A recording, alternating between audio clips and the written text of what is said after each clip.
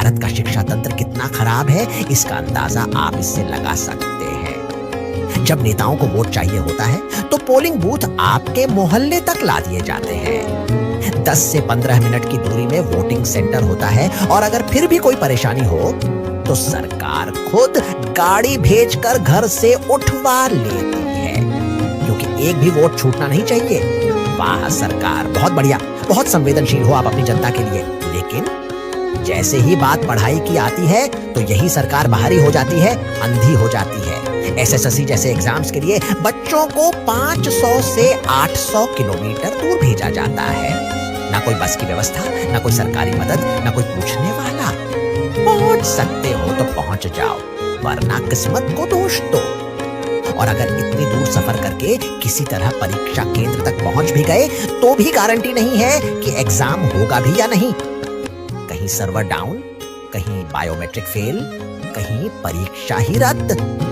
वाह रे मेरे देश का सिस्टम, जहां शिक्षा को हमेशा सबसे आखिरी में रखा जाता है, जहां आवाज उठाने वालों को लाठियां मिलती हैं, जेल मिलती है। लेकिन सबसे ज्यादा चुभने वाली बात यह है कि जो शिक्षक आज सड़कों पर लाठियां खा रहे हैं वो कोई आम शिक्षक नहीं है। यही वो लोग हैं जिनसे पढ़कर बच्चे देश के अलग अलग कोनों में एसीपी बने। किसी ने डिफेंस में नौकरी पाई, कोई मिनिस्ट्री में अधिकारी बना, किसी ने पुलिस, बैंक, रेलवे या न्याय व्यवस्था में नाम कमाया।